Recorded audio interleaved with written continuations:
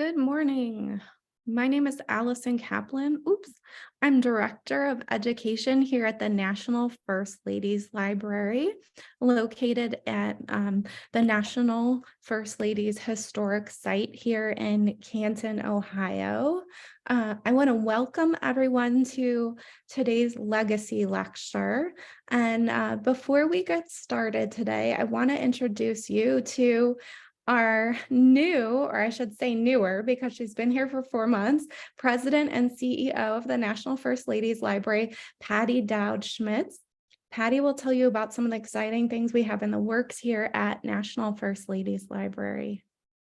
Hi, everyone. Thank you, Allison. Welcome, everyone, to our program on the modern First Ladies and their jewelry. I love seeing everyone's states and cities where they're from. If you have a chance and you can drop that in the chat, that's just really interesting to see how we have people from all over the country and sometimes even the world attending these programs. So thank you for that.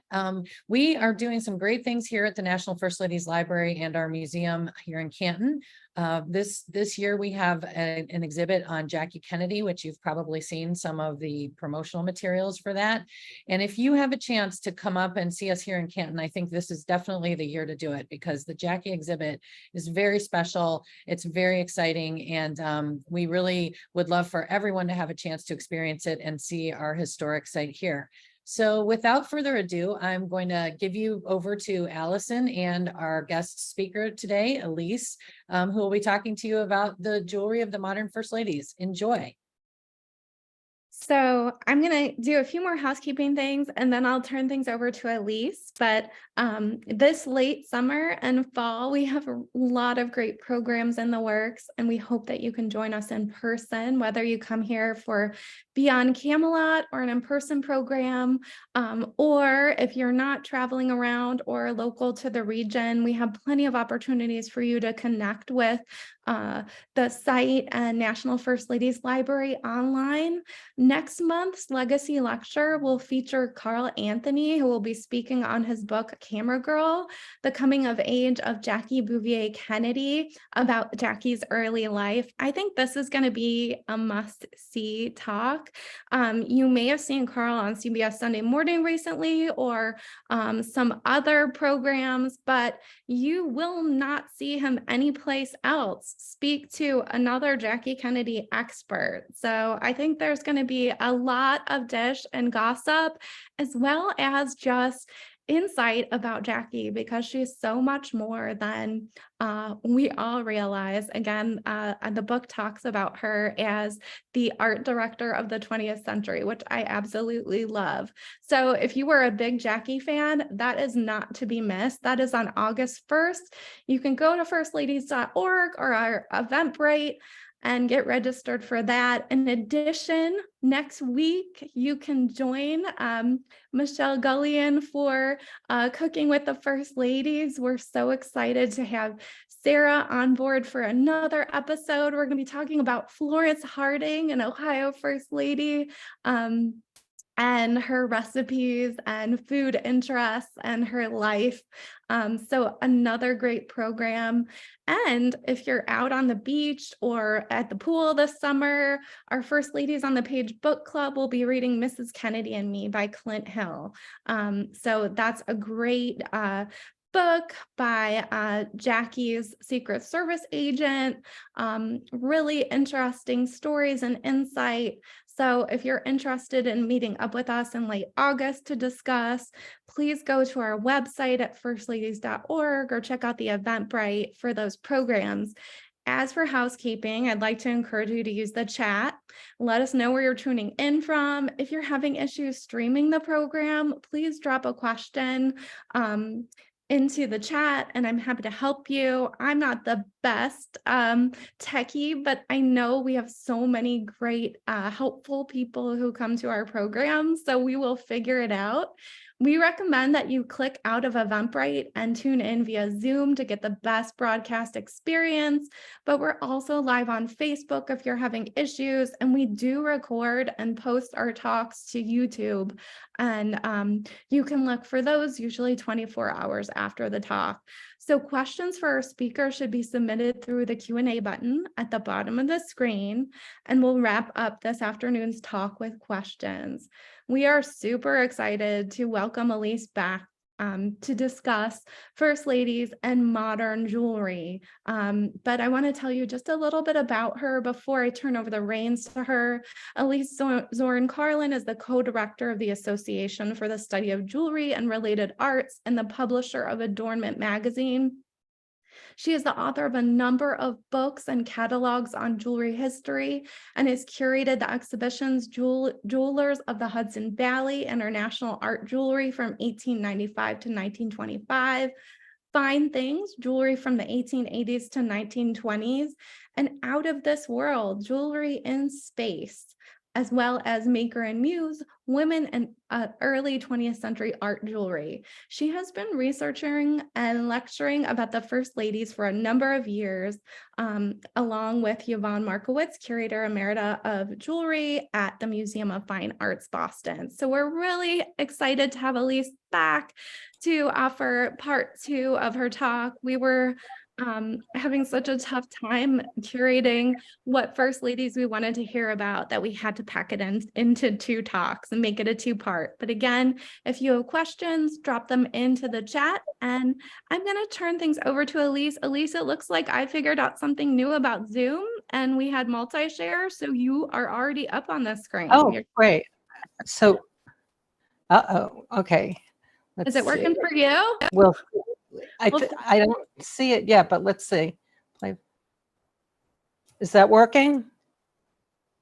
Yeah, it is. Okay, so I'm going to start then.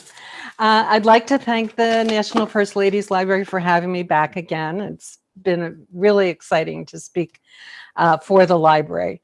Today I'm going to talk about 3 20th century First Ladies and 2 from the 21st century, and I'll speak about them in chronological order.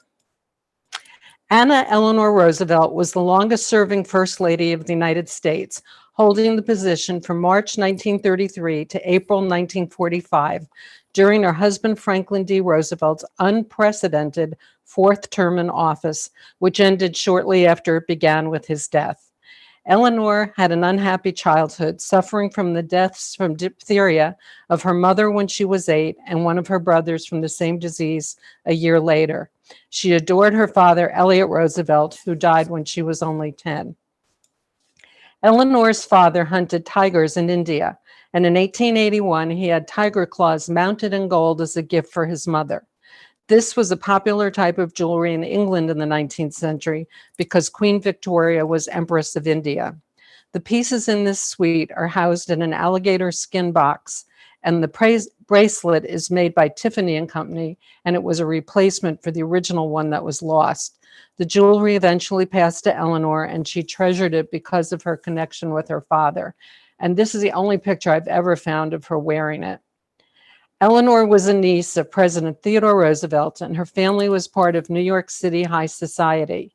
After her parents died, she was raised by her maternal grandmother, and at age 15 was sent to Allenwood Academy in London.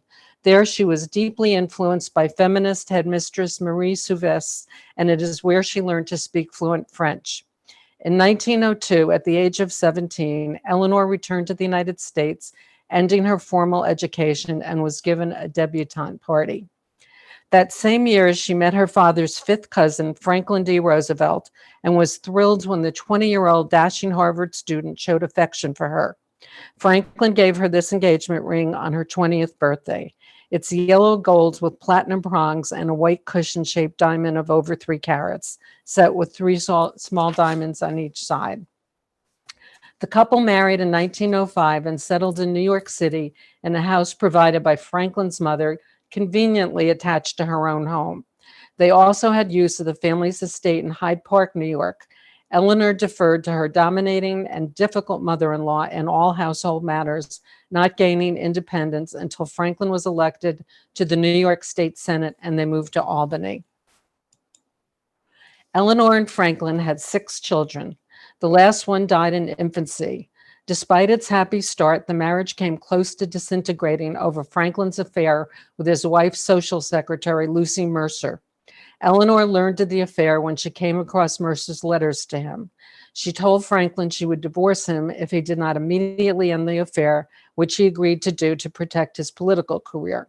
His mother threatened to disown him as well if he divorced. Eleanor required that she and her husband end their physical relationship. Although the marriage survived, Eleanor was disillusioned, and to fill the void, she became active in a public life, focusing increasingly on social work rather than her role as a wife. She and Franklin were often apart while pursuing their own activities. Ever since attending finishing school with a French headmistress, Eleanor was a Francophile. This can be seen in 2 of her favorite pieces of jewelry, both fleur-de-lis, a symbol long associated with France.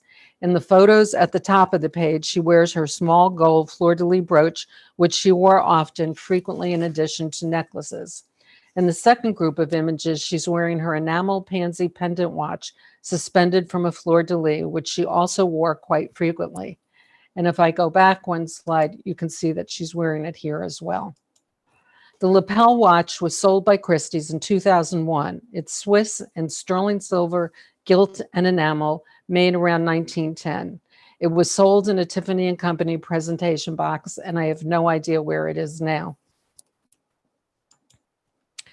This is a group of Eleanor's jewelry in the collection of the Franklin D. Roosevelt Presidential Library and Museum, which had great sentimental meaning for her. The 2 pieces at the top are mourning jewels given to her by her grandmother, Mary Livingston Ludlow Hall, in 1894 when her father died. The 19th century coral necklace was inherited from her mother, as well as the gold ring with 5 pearls and 7 small diamonds in the shape of a cross. She wore both of these pieces as a young woman and later gave them to her daughter, Anna. The gold folding lorgnette has a raised iris design on one side of the handle, and on the other side, her mother's monogram, ALH. It was inherited by Eleanor from her grandmother when she died. This well-worn locket at the top here also has sentimental meaning for Eleanor. On the front is the Roosevelt crest. The reverse side is engraved EF 1903, which commemorates the Roosevelt's engagement. Fastened to the locket is a small horseshoe charm, and inside are 2 unidentified photographs that are stuck together and several pieces of blonde hair from an unknown person. Eleanor wore the locket during the early years of her marriage, and it has bite marks from her children. Several sets of shoe buckles belonging to Eleanor exist, and this pair is made of steel, cloth, leather, and rhinestone. And the gold mesh purse with an amethyst top was also her mother's. In August 1921, the family was vacationing at Campobello Island, New Brunswick, when Franklin was stricken with polio, which permanently paralyzed his legs. Eleanor fought a battle with her mother-in-law over his future, persuading him to stay in politics against Sarah Roosevelt's urging for his retirement. Tensions between the 2 women were so great that Eleanor and Franklin built a cottage called Valkill, where Eleanor and her guests could only be a few miles away when Franklin and the children stayed at the family estate. Eleanor was a huge support to Franklin's career, often giving speeches in his place. She helped him become governor of New York, and he also served as Assistant Secretary of the Navy. In 1933, he was elected President of the United States. This diamond Riviere necklace, meaning stones that are graduated in size, was given to Eleanor by her cousin, Susan Ludlow Parrish. She wore it when she was photographed in her first inauguration dress, but there's no evidence that she actually wore it to the inauguration. With her husband's support, Eleanor continued her business and speaking agenda as it was before she became First Lady, in an era when few married women had careers. She was the first presidential spouse to hold press conferences and the first to speak at a national party convention. She wrote a syndicated newspaper column called My Day, and she was also on the radio. Also in 1933, Eleanor began a close relationship with Lorena Hickok, a reporter who had covered her during the campaign. On the day of FDR's inauguration, Eleanor was wearing a sapphire and diamond Art Deco ring Lorena had given her. It's unknown where the ring is today, but you can see Eleanor in the picture wearing it. I'm showing you a similar ring of that style. The ring was given to Lorena by the world-famous soprano, Madame Ernestine Schumann-Heink, in appreciation for a newspaper interview, and was inscribed to Lorena. Eleanor and Lorena spent a great deal of time together and also traveled together. Lorena was in love with Eleanor, and her feelings seemed to have been reciprocated. They wrote each other long letters, now in the archives of the FDR Library. "Hick, darling," Eleanor wrote when she was given the ring, "I want to put my arms around you. I ache to hold you close. Your ring is a great comfort. I look at it and I think she does love me." For a long time, there was speculation about the nature of their relationship, but when Loretta's letters were unsealed after her death, it became clear. Lorena went to work for the Roosevelt administration, traveling around the country and reporting on poverty in the middle of the Depression. Based on her reporting, Eleanor pushed Franklin to address the problems Lorena saw. Over time, Eleanor became too busy as First Lady to spend time with Lorena, or at least enough time, and the relationship cooled, but they remained friends. Eleanor was active in many social causes throughout her husband's presidency. She maintained a heavy travel schedule, frequently making appearances at labor meetings to assure Depression-era workers they were not forgotten. She became an important connection for Franklin's administration to African Americans during the era of segregation. In 1939, the Daughters of the American Revolution refused to allow singer Marian Anderson to perform for an integrated audience in Constitution Hall in Washington. With the aid of the Roosevelts, Anderson performed a critically acclaimed open-air concert on Easter Sunday, 1939, on the Lincoln Memorial steps. She sang before an integrated crowd of more than 75,000 people and for a radio audience in the millions. She would later be the first African-American singer to perform at the Metropolitan Opera. I might add, Eleanor resigned from being a member of the DAR, as did thousands of other members over the incident. And this is the pin given to Eleanor by the National Association of Colored Women for distinguished service in race relations. Eleanor was also active on the home front during World War II. She worked with New York City Mayor LaGuardia in the Office of Civilian Defense. She lobbied her husband to help immigrants fleeing the Nazis with very little success, but she was personally responsible for bringing a number of refugees to this country. She spoke out in support of Japanese Americans after the bombing of Pearl Harbor. In 1942, she went to England to visit the American troops. Franklin died on April 12, 1945, only 11 weeks into his fourth term as president. He suffered a cerebral hemorrhage in Warm Springs, Georgia. Eleanor later learned that Lucy Mercer had been with him when he died, and her daughter Anna knew they were seeing each other again. This led to an estrangement between mother and daughter for some time. After Franklin's death, Eleanor moved to Valkill, but always kept an apartment in New York City. Later that year, President Harry S. Truman appointed Eleanor as delegate to the newly organized United Nations General Assembly. In April 1946, she became the first chairperson of the United Nations Commission on Human Rights. Here's the last piece of Eleanor's jewelry I'll show you. She seems to have worn it quite often, and apparently she liked that hat as well. The necklace was given to her in the 1930s by Mrs. Henry Morgenthau, whose husband was the Secretary of the Treasury during FDR's administration. The necklace is silver filigree, and I believe it's of a Middle Eastern origin. It went back to the Morgenthau family after Eleanor died and now is on long-term loan at the FDR Library. In April 1960, Eleanor was diagnosed with aplastic anemia. In 1962, she was given steroids, which activated a dormant case of tuberculosis, which was drug resistant. She died of cardiac failure in her Manhattan home on November 7th, 1962, at the age of 78. President John F. Kennedy and former Presidents Truman and Eisenhower attended her funeral. At the memorial service, Adlai Stevenson asked, What other single human being has touched and transformed the existence of so many? And President Harry S. Truman called her the First Lady of the World in tribute to her human rights achievements. FDR specified that a plain white marble monument without carving or decoration be placed at his grave. According to the president's wishes, Eleanor was interred there as well. Born in Boone, Iowa, and named in part after the popular song Lovely Lake Geneva, Mamie Geneva Dowd was the second child born to John Sheldon Dowd, a meatpacking executive, and his wife, Ella Vera. Mamie grew up in Cedar Rapids, Colorado Springs, Denver, and at the Dowd Winter Home in San Antonio, Texas. Her father made so much money he retired at age 36. Soon after completing her education at Miss Wolcott's finishing school, she met Dwight Eisenhower in San Antonio in October of 1915. Introduced by a wife of a fellow officer of Dwight's at Fort Sam Houston, the two hit it off at once. Dwight, or Ike, as I will refer to him from now on, was the officer of the day and invited Mamie to accompany him on his rounds. On Valentine's Day the following year, he gave her a miniature of his West Point class ring with an amethyst set in gold and to indicate a formal engagement. He later gave her a more traditional diamond set in platinum. It's said that he went into debt to make that purchase, but paid it off quickly with winnings from playing poker. Mamie married Lieutenant Dwight D. Eisenhower on July 1st, 1916, in her parents' home in Denver. They settled into Ike's living quarters at Fort Sam Houston. The Eisenhowers had 2 children, but only one survived into adulthood.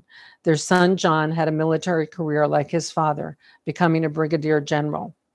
Mamie's life followed the pattern of Army wives, a succession of posts in the United States, the Panama Canal Zone, France, and the Philippines. Although accustomed to more creature comforts, Mamie adjusted and joined her husband in moving 28 times before he retired after his second presidential term. In their family quarters, the Eisenhowers spent many evenings like other couples in the 1950s, eating dinner on snack trays while watching popular television programs such as I Love Lucy. But during World War II, Ike had become a 5-star general and the supreme Allied commander of Europe. While promotion and fame came to him, Mamie lived in Washington, D.C. When he returned, he became the chief of staff of the Army, later president of Columbia University, and the chief of staff of NATO before he ran for president. When Ike ran for president, Mamie was very involved with her husband's campaign. Aides said that Mamie was never cranky on the campaign trail, as long as she was included in the waving, the flower receiving, and the photo ops. Train travel was the way to go and meet and greet the public. They whistle-stopped cross-country, waving and smiling, with Ike making a few remarks from the train caboose. He would introduce her by saying, "And here is my Mamie." Here you see Mamie wearing pearls and a charm bracelet, 2 of her most iconic pieces of jewelry. It is said that one morning at 5 a.m., Ike was awakened when the train slowed to take on fuel.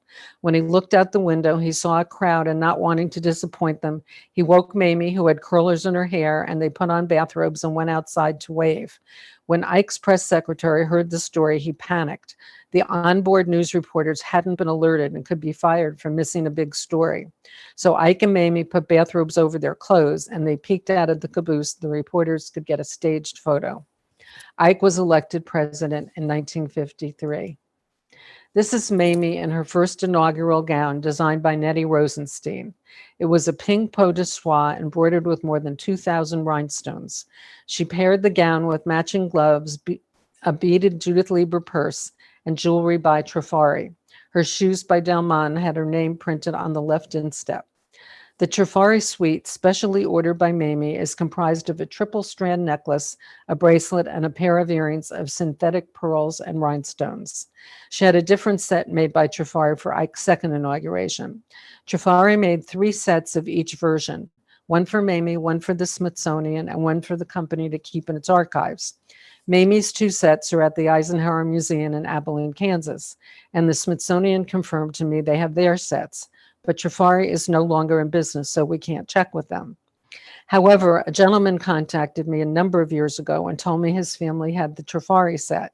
He said his father worked for the company's ad agency and the set was accidentally left with him. I spoke to him recently and he says the family still has the set. The only problem with this is that someone on the website First Dibs sold just a necklace, which the seller claimed was Mamie's inaugural necklace, so that makes one necklace too many. Another jewelry mystery to be solved. And this is Mamie's second inauguration dress. I love this photograph and her jewelry. Mamie didn't care for the attention focused on first ladies, saying that her husband was the public figure and she was not interested in taking on duties outside of the White House. She had her secretary speak to reporters on her behalf and declined a request to write a column for the New York Herald Tribune. She held only one press conference as First Lady, but she did like photographers. She did head the national fundraising drive for the American Heart Association in 1956. I assume she agreed to do this because Ike had had a major heart attack the year before.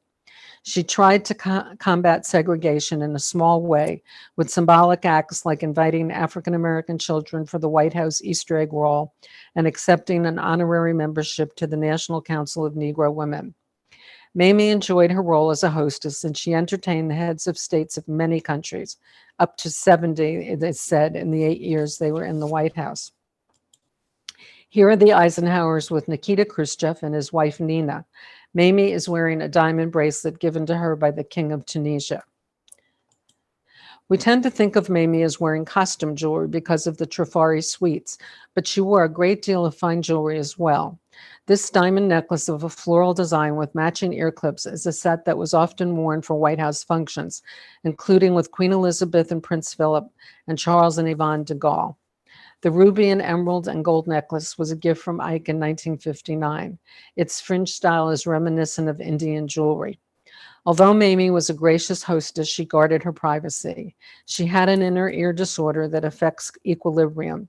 She was unsteady on her feet, which sometimes fed rumors she had a drinking problem. Mamie was known for her sense of fashion, and her style was adopted by many American women. She was named one of the 12 best-dressed women in the country by the New York Dress Institute every year that she was First Lady. She preferred American designers, including Arnold Scazi, Molly Parnas, and Sally Victor. The Mamie look involved a full-skirted dress, charm bracelets, pearls, little hats, and bobbed hair with bangs. It was a modified version of Dior's post-war new look. Sociologists and historians who have analyzed the first post-World War II years agree that the long hems and petticoats made of yards of fabric were a sign that the end of the government restrictions on materials had taken place, while the comeback of corsets signaled the return of women from offices, hospitals, and munitions factories back to home. Mamie was known for loving the color pink and had breakfast served to her in bed in her pink bathrobe. Her love of pink kicked off a national craze for pink clothing and accessories, housewares, bathrooms, and kitchens. And please note the brooch she's wearing on her collar here. Mamie's interests included playing bridge, canasta, and Scrabble, the activities of a typical 50s housewife. Her recipe for Mamie's $1 million fudge was used by housewives all over the country after it was printed in many publications. This is Mamie's costume jewelry elephant bracelet by Napier, which became famous. An article published in 1954 claimed that only 2 of these bracelets were made and 1 was retained by Napier. Belinda Lewis, the author of the definitive book on the Napier Company, says that Barbara Bush also received the same bracelet, and there were actually 25 of them produced. This is Mamie's 14-karat gold charm bracelet with 21 charms, which sold at auction. The charms commemorate various events in the war years in Ike's presidency. The second bracelet is a 1940s paperclip chain and is in the Eisenhower Museum collection. It has 35 charms that also cover part of Ike's career, including several military emblems like his 5 stars with engraved dates and a Jeep that says Ike on the hood. Several years ago, a large number of Mamie's fine jewelry pieces came up for auction at Christie's. All of the fine jewelry had been left to Mamie's son John and was sold after his death. I was quite surprised to see how much she owned. I'll just point out a couple pieces. The very first piece here, the gold and diamond brooch, is by Harry Winston. And the brooch on the top row to the right is a diamond and emerald brooch by Van Cleef and Arpels. And here is another group from that auction. The piece on the bottom to the right is an Art Deco rock crystal and diamond brooch by Maupassant. And the tourmaline, aquamarine, and diamond brooch on the opposite corner is very interesting because of the color combination. It's not something you usually see. And this is some very personal jewelry. The locket has her initials, MDE, on the front, and it contains a photomechanical reproduction on gold of Ike. The seal of the president is gold and diamond. It's a medallion, and it's engraved on the reverse, to Mamie from RN 122569. I assume that was Richard Nixon. And we saw her wearing this brooch on that pink suit lapel.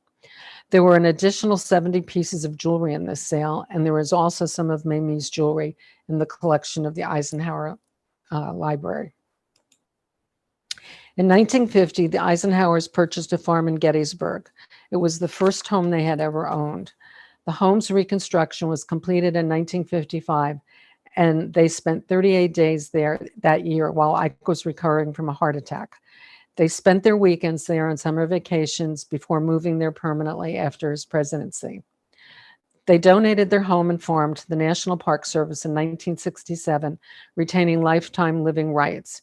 2 years later, Ike died at the age of 78. Mamie lived on the farm for a while and then took an apartment in Washington. On September 25th, 1979, she suffered a stroke and was taken to Walter Reed Medical Center. She told her granddaughter who was visiting that she would die the next day, and she did, 2 weeks before her 83rd birthday. President Dwight Eisenhower was buried inside the place of meditation, the chapel on the grounds of the Eisenhower Presidential Center in Abilene, Kansas. Mamie was buried where she had always been, right beside him. Jacqueline Lee Bouvier was born in New York in 1929 to Wall Street stockbroker John Vernew Bouvier III and Janet Norton Lee. They divorced in 1940. She attended the Chapin School in New York City, the Holt Norm School in Maryland, and Miss Porter's School in Farmington, Connecticut, graduating in 1947. After 2 years of college at Vassar, she spent her junior year in France and then transferred to George Washington University, graduating with a degree in French literature. After college, Jackie worked as an inquiring photographer at the Washington Times-Herald. She was required to ask witty questions of individuals chosen at random, take their pictures, and publish the quotes and the pictures in the newspaper. Jackie and then U.S. Representative John Fitzgerald Kennedy were formally introduced by a mutual friend in May 1952. He was running for the U.S. Senate, and after his election in November, the relationship became more serious. In 1953, Jackie married Senator Jack Kennedy in a glamorous wedding in Newport, Rhode Island, with 700 guests at the ceremony and 1,200 at the reception. She wore a traditional dress made by noted designer Ann Lowe. It is said that her domineering mother picked out the dress, but it may have actually been Joe Kennedy, Jack's father, who paid for the whole wedding. She wore a single strand of pearls, her emerald and diamond engagement ring from Van Cleef & Arpels, said to have been worth almost $1 million at the time she received it, and which she later redesigned. She was also wearing a diamond bracelet given to her by Jack and a leaf-shaped diamond clip brooch given to her by the Kennedys. As the wife of a popular senator with presidential ambitions, she came under attack for her Francophile taste and clothing expenditures. The latter, the press shockingly reported, ran to $15,000 a year. In contrast to Mamie with her American designers and costume jewelry, although she had plenty of fine jewelry, Jackie looked extravagant. Vogue editor Diana Vreeland suggested she wear American designers like Norel and Oleg Cassini, who had French sensibilities. On the campaign trail, Jackie mostly wore suits with Kenneth J. Lane faux pearls. She even told reporters to be certain to report her pearls were not real. Even before her husband became president, Jackie did not have a perfect life. Jack had serious health problems that were unknown to the public, suffering from Addison's disease and chronic back pain, for which he had several surgeries. In 1956, Jackie gave birth to a stillborn daughter named Arabella. Jack was not there and did not rush home from a trip he was on. Very telling. Their daughter Caroline was born in 1957, and John F. Kennedy Jr. was born in 1960. Later, when they were in the White House, another child, Patrick, died right after his birth. Of course, we now know, despite the image of Camelot that Jackie spun and the press ran with, there were other problems. Jack, like his father, had a number of extramarital affairs. It's been said that Jackie considered divorcing him, and her father-in-law paid her a great deal of money to stay in the marriage. But whatever happened, they presented a united front in public. When her husband was sworn in as president on January 20th, 1961, Jackie, at age 31, was the third youngest first lady. With her inaugural swearing-in ceremony suit, Jackie wore a pillbox hat, a style created for her and for which she became famous. Oleg Cassini designed her simple dress and coat of wool crepe. He said he knew that other political wives would be wearing heavy fur coats and look like overstuffed bears, and he wanted the First Lady to look youthful and fashionable. For the inaugural ball, she wore a strapless gown embellished with silver-colored silk embroidery and seed pearl beading with a matching cape. She wore her Van Cleef & Arpels waterfall earrings that Jack bought her when Caroline was born.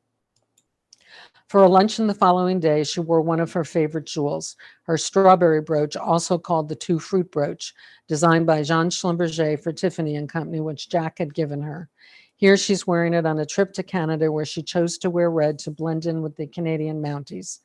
Jackie wore Schlumberger's gold and enamel bracelets so frequently in the mid-60s, the press called them the Jackie bracelet. She also favored these banana clip earrings.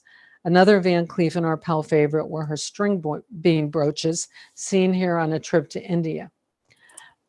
When Jackie and Jack traveled to France, she was a hit. They attended a dinner at the Palace of Versailles, and one writer said that all the French women who attended wore jewels that sparkled like colored fireflies on the table. Jackie wore only her two string bean brooches in her hair. The French were very impressed with Jackie's ability to speak fluent French, as well as her extensive knowledge of French history. Even President Kennedy joked, "I'm the man who accompanied Jacqueline Kennedy to Paris, and I have enjoyed it."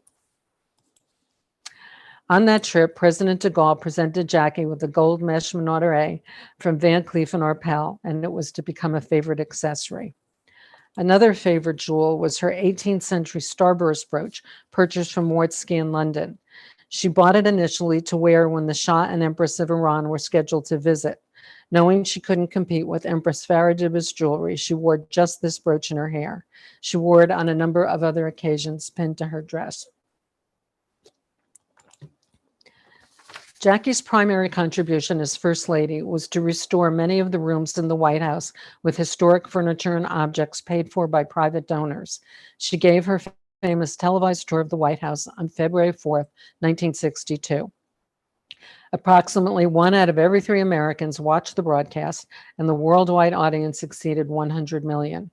The tour included Jackie pointing out the very first letter ever written from the White House, which hangs in a frame and was written by John Adams to his wife, Abigail. He wrote, "I pray heaven to bestow the best of blessings on this house and on all that shall hereafter inhabit it. May none but honest and wise men ever live under this roof." We should all hope for this to be true.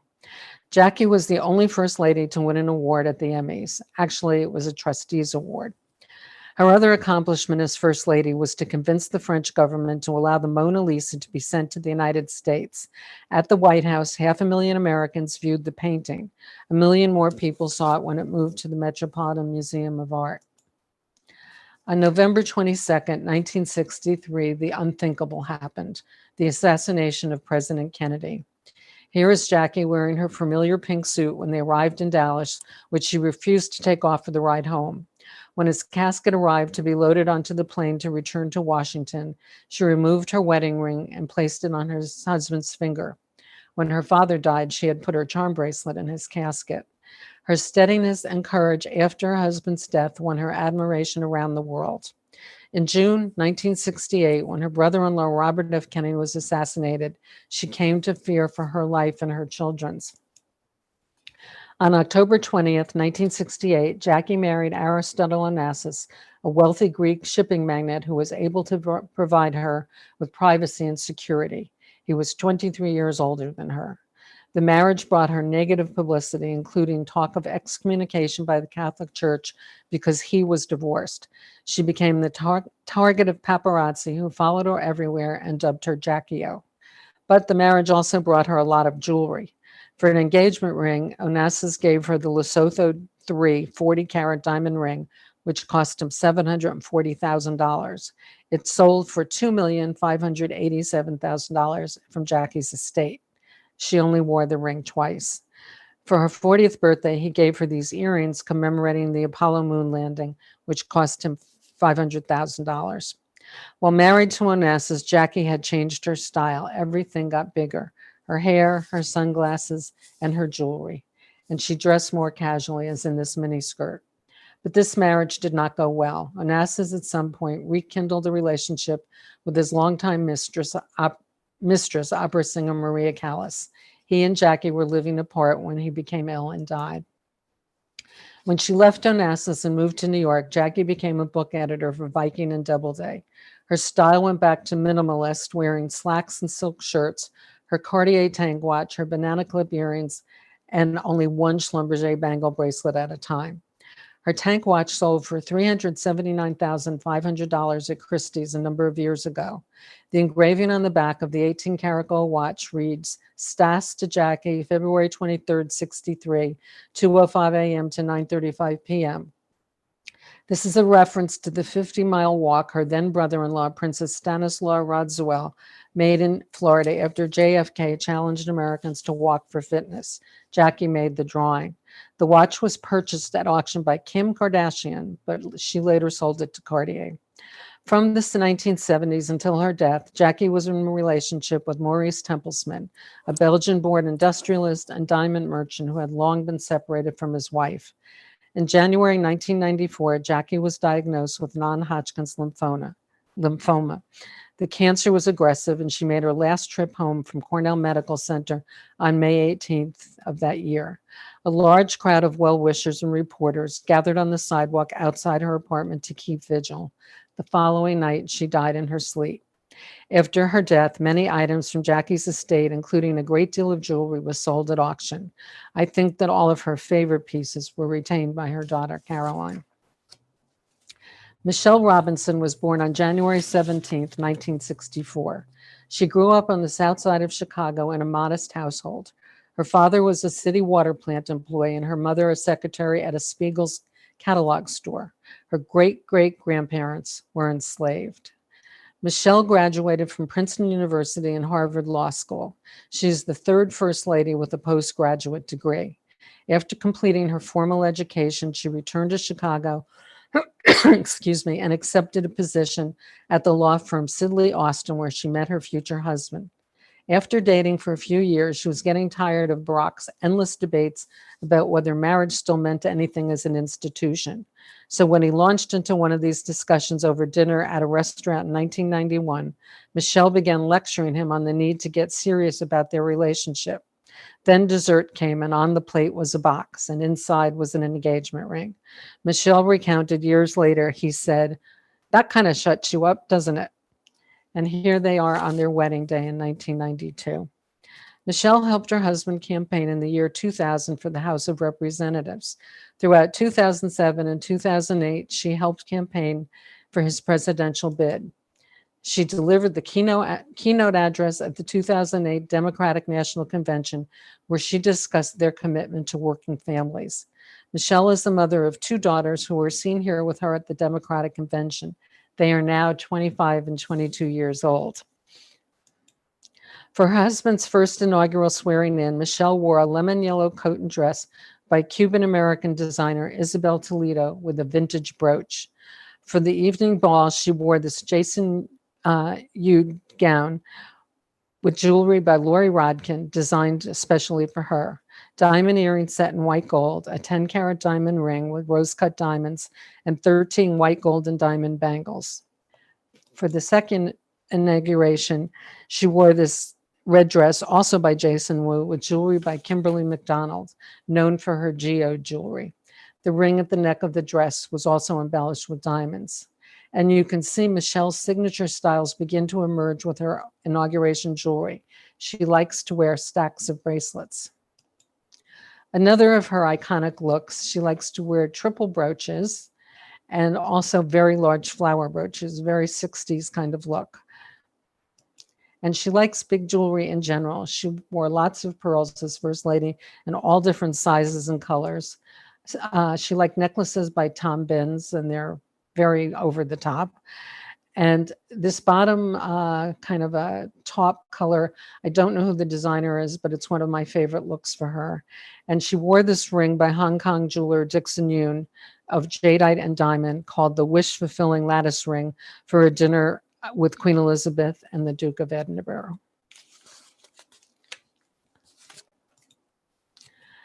She's also worn some daring dresses and some very big earrings. The yellow gown was worn for an event at the Smithsonian National Portrait Gallery, and we see her here with Lin-Manuel Miranda. It's a Schiaparelli dress covered with rhinestones. This black dress she wore as the first public outing after they left the White House for the ESPY Awards, ESPY Awards. The first set of big earrings here, I don't know too much about them, but they're very pretty. The center earrings are by Miriam Haskell, and the final pair are Beau Chic, which are diamond, amber, and tourmaline. As First Lady, Michelle was an advocate for healthy families, service members and their families, higher education, and international adolescent girls' education. As the first African-American First Lady, she's been a role model for young African-American girls. Michelle planted the organic White House kitchen garden and has had beehives installed on the South Lawn. The garden supplied produce and honey for the meals of the First Family and for state dinners. Vanity Fair listed her among the 10 best dressed people. In 2009, she was named Barbara Walters' Most Fascinating Person of the Year. And in 2018, 19, and 20, she topped the Gallup poll as the most admired woman in the United States. This is probably one of her best known pieces of jewelry, her vote necklace, which she wore before the 2020 election. The necklace is by Cherry, a Black-owned business. Since leaving the White House, Michelle has been busy. She wrote the book Becoming, which sold 11.5 million copies. In 2020, she hosted the Michelle Obama podcast, and 2 years later, she published The Light We Carry, Overcoming in Uncertain Times. On April 28th of this year, Michelle, along with actress Kate Capshaw, joined Bruce Springsteen on stage in Barcelona, providing backup vocals and playing tambourine on Bruce Springsteen's song Glory Days. She is the only First Lady to have ever sung with the boss. Jill Tracy Jacobs Biden is the current First Lady of the United States, a community college educator and a best-selling author. She served as the Second Lady of the United States from 2009 to 2017. Jill was born in 1951 in New Jersey and grew up outside Philadelphia. She graduated from the University of Delaware with a bachelor's degree, received a master's of education from Westchester University, a second master's degree from Villanova University, and in 2007, she received a doctor of education from the University of Delaware. She married Joe Biden in 1977 and became mother to his 2 sons. Their mother and sister were killed in a horrific car accident. Joe and Jill also have a daughter. While he was vice president for 8 years, she taught at Virginia Community College. Joe Biden took office as president on January 20th, 2021. Jill's outfit for the swearing in was a turquoise tweed coat and a dress embellished with Swarovski crystals. She wore these octagonal diamond stud earrings from New York jewelry artist Monica Pian, made from repurposed diamonds and recycled platinum. And note the matching face masks. In the evening, there was a concert instead of an inaugural ball because of COVID, and she wore a white cashmere coat and silk wool dress designed by Gabriella Hearst. It was embroidered with a flower for each U.S. state and territory, meant to be a message of unity. Inside the coat was a hand-embroidered message paying homage to Jill's role as an educator, which read, "Tell me and I forget, teach me and I remember, involve me and I learn," which is a quote from Benjamin Franklin. She wore these floral sapphire and diamond ring earrings by New York's firm Rucci. Jill's jewelry is eclectic in style. She is definitely a jewelry lover and likes contemporary emerging artists' work, many of whom are people of color. She seems to favor yellow gold, but wears varied styles. Some are big, bold pieces like these. And then she wears delicate pieces like her mama necklace, charms with her children's name on them, and a horseshoe pendant. She also seems to be fond of pearls in all different lengths. And this picture at the bottom here in the blue suit is her official White House biography picture. And she's wearing safety pin earrings by the designer Mitsuki. Indian Prime Minister Narendra Modi recently gave a 7.5 carat green lab-grown diamond to Jill during a state visit. The diamond, grown in India with wind and solar power, is considered a symbol of sustainable craftsmanship and the enduring bond between the two nations. The size is significant because lab-grown diamonds don't usually grow this big. The 7.5 carats is to celebrate the 75th anniversary of India's independence. Since becoming First Lady, Dr. Biden has traveled to over 40 states and territories, over 100 cities, and 10 countries. She's continued championing the causes that have defined her public life, supporting military families, advocating for increased educational opportunities, and working to end cancer. She advanced the missions of 2 key White House initiatives, Joining Forces and the Cancer Moonshot, and also served as a leading messenger for the administration's most urgent priorities, including safely reopening schools after the pandemic shutdown, supporting the president's economic agenda, and urging adults and children to protect themselves and their communities by getting vaccinated. She has no doubt much more to accomplish. I hope you've enjoyed hearing about these modern First Ladies. Thank you. Thank you so much, Elyse. It was so interesting to hear you speak about more modern First Ladies after talking about earlier First Ladies last month. And I was wondering if there were any trends that you saw overall. I mean, I wish we could talk about all of the First Ladies, but I'm wondering if you see any connections between these First Ladies and earlier First Ladies and what they're wearing jewelry-wise and trends. Gee, that's a tough question. I think, for the most part, First Ladies are wearing what's in style for their time period. Some are a little bolder, like Michelle. She wore, really in-your-face jewelry. But I think they're a reflection of their times, just like Mamie was. So it's kind of hard to compare between centuries.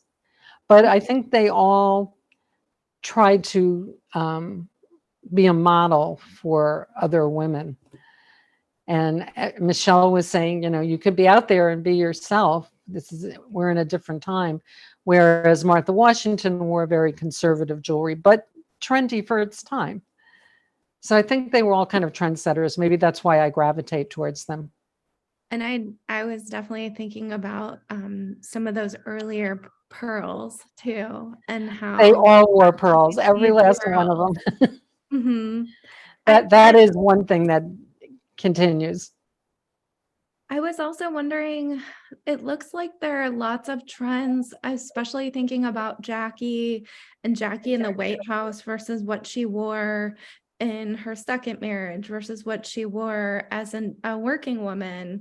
I wondered if you saw a lot of differences in First Ladies between what they would wear jewelry-wise in the White House and fashion and jewelry-wise about what they would gravitate to either out of the White House or like less formal opportunities. Well, with Jackie, she was very careful what she wore because the Kennedys had so much money. She didn't want the press accusing her of, changing her jewelry and her clothing every 5 minutes and having very expensive clothing. So she downplayed. And so that's what she wore all the time because but when she married Onassis, he just gave her tons of jewelry. And I think she just felt freer. She didn't feel like she was being watched as much because He owned an island and a yacht. They didn't have to be out in public all the time. But it was very short-lived. As soon as she left him, she left that look behind. And she had so much joy. When you see what came up for auction after she died, she didn't wear most of it. She was really a very simple, elegant style. And I was wondering, with the engagement ring, the Kennedy engagement ring, she slipped it on his finger post. I think it was her wedding band. Oh, her wedding band. Yeah. So was he buried with that? Yes, I believe so. Okay. She must have put it on his pinky because it would have never fit his ring finger. Mhm. But she did the same when her father died at the funeral. She put her charm bracelet in with him. So there was a precedence for her doing that. Supposedly, she put the ring on his finger and then she turned to his aide and said, "I have nothing left," which is heartbreaking. There were a few specific questions in the chat about First Lady jewelry. So someone was asking about the Eleanor pansy watch and what it sold for at Christie's, if you knew. I don't remember, but it wasn't a lot. I mean, it was under $10,000, I think, but I Mhm. can't remember the exact amount. If you Google it, you can find it, I'm sure. If you just do Eleanor pansy watch, it'll come up. And then there was a question that I thought was really interesting about Edith Wilson, that her family owned, her family Called were jewelry store. Yeah. jewelers, and wondering, that was in DC, if any First Ladies frequented that. Yes. Galt's is a very interesting story. Yvonne and I were very lucky. We met the last president of Galt's. They closed the firm down after 200 years because they couldn't find anybody to buy it. We went to his house. We saw pages from the ledger books of where Mary Todd Lincoln listed everything she had bought. All first families bought from Galt's as long as they were in business. And a lot of, I know exactly what Mary Todd Lincoln bought. I don't know what other people bought, but they bought a lot of gifts of state, also silver bowls and pens and things like that. They sold a lot of that. But when Edith Wilson, her husband died, he was the owner of Galt's, she sold the company to her employees when she married Wilson. So she was no longer involved with it. Very interesting. Yeah, it's a really interesting story. There was another question in the chat about, we were talking a little bit before you and I got online here about Melania Trump and jewelry. Yeah. And someone's asking about her jewelry. You know, so much of Melania is really inspired by Jackie Kennedy, if she was looking at Jackie's jewelry. She didn't wear any jewelry. Melania didn't wear jewelry. She wore that big diamond ring, and that was it. Once in a while, you'll see her in a picture from an evening event wearing some diamond jewelry, and that's it. So she channeled Jackie in clothing, but not in jewelry. Okay. Well, there was one other question that was specific to our site that is about, why is the National First Ladies Historic Site in Canton, Ohio? So that's what I can take on very quickly. I just wanted to mention that the National First Ladies Library was founded by a local congressman's wife. So Ralph Regula, who was from Canton, Ohio, his wife, Mary Regula, was actually asked to pinch hit a lot on the campaign trail and go out and speak for her husband. And she filled in for her husband when he was going to give a talk about, I believe, the Gettysburg Address or something related to Lincoln. And she decided she was going to talk about Mary Lincoln. And at the time, she didn't find a lot of information.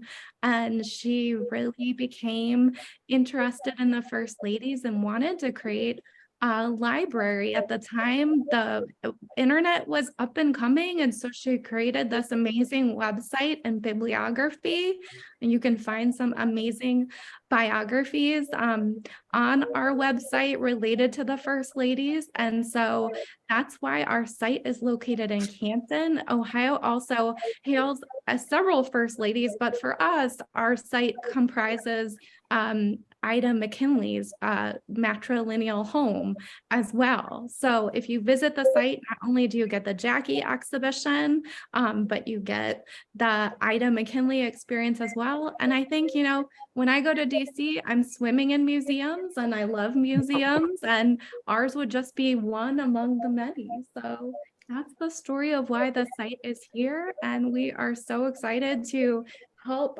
share the history of the First Ladies. And I know I have learned so much in my time here about the First Ladies of the United States.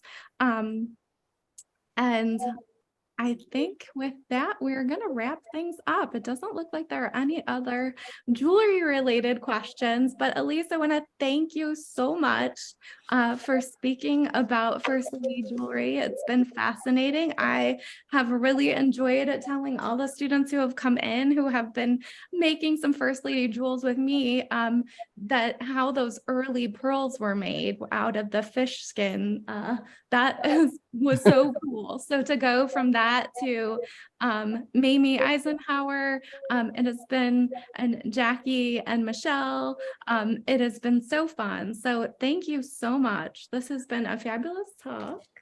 Well, thank you. It's been an honor to speak for the National First Ladies Library.